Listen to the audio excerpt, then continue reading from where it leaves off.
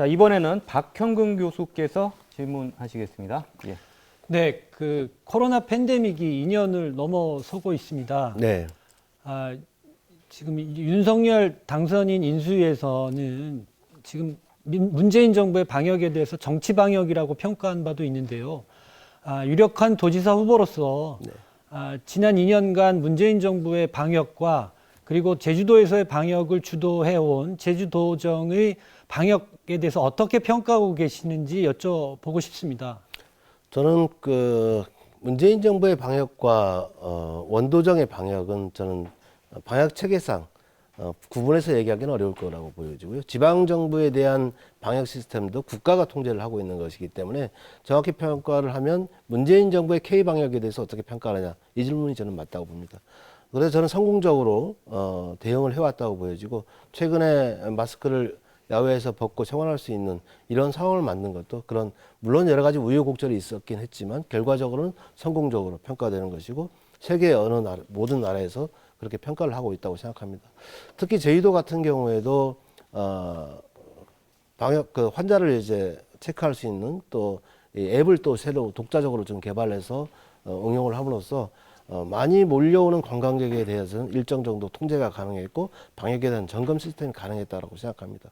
더더욱 중요한 건 제주 지역에 있는 의료진, 의사, 간호사, 주무사 그리고 병원 종사자 여러분들께서 헌신적으로 노력해 준 덕분에 오늘의 상황을 맞이했다 이렇게 생각을 합니다. 네, 긍정적으로 평가를 해주신다는 말씀이신 거죠? 네. 그럼에도 불구하고 지금 작년 11월 1일에 이제 시작되었던 단계적 일상회복 조치를 적극적으로 추진하다가 이제 12월 초에 접은 경험도 있습니다.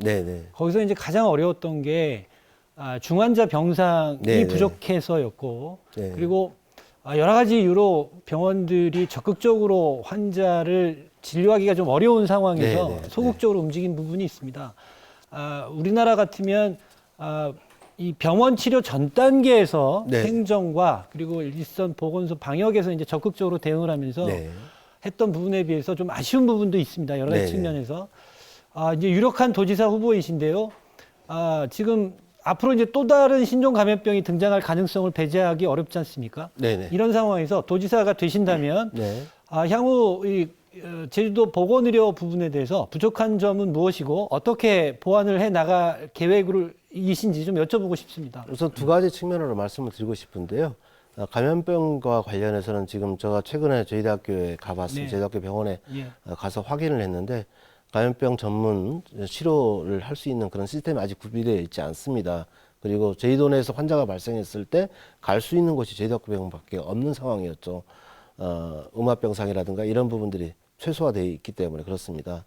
그래서 저는 감염병 전문 병원을 저희 대학교 병원에 추가적으로 좀 설치할 필요가 있다고 생각을 합니다. 그래서 이미 이제 지난 대통령 선거 과정에서 이재명 후보께서 이 문제를 약속을 하신 바가 있고 또 그와 더불어서 상급병원 지정 추진도 계속돼야 한다고 생각합니다. 그리고 두 번째 접근은 저희도에도 많은 의료진들이 계십니다. 그리고 다양한 의료기관들이 있고요. 근데 이런 다양한 보건의료 인력과 기관들이 있는데 이게 거버넌스 체제가 구축이 되지 않아서 제대로 효과적인 방역 정책을 수립하기 어려운 상황이었다고 생각합니다.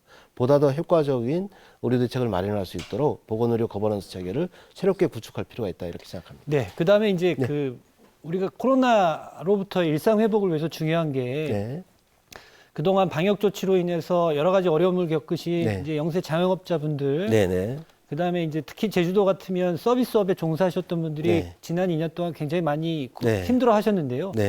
이분들에 대한 그 새로운 도정의 돌봄과 세밀한 돌봄과 이제 도움이 필요하다고 생각하는데 도지사 후보로서 여기에 대해서 어떤 정책을 준비하고 계신지 여쭤보고 싶습니다.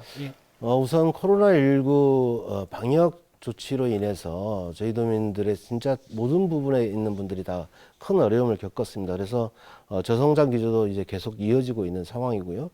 특히 뭐 의료진의 그런 눈물겨운 노력이 없었다면 이 상황을 극복하기 어려웠을 거라고 생각합니다. 저는 그분들에 대한 특별한 지원이 있어야 한다고 생각하고요. 그건 국가 차원에서 그리고 또 모자라다면 지방정부 차원에서 채워야 한다고 생각하고요.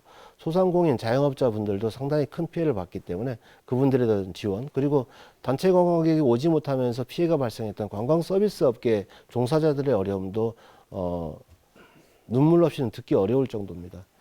그리고 또한 우리 민해총 이사장님도 와 계시지만 코로나19로 인해서 공연 예술 자체가 전면 중단되다시피 했습니다. 2년여 동안 어떻게 견뎌냈는지 모를 정도인데요.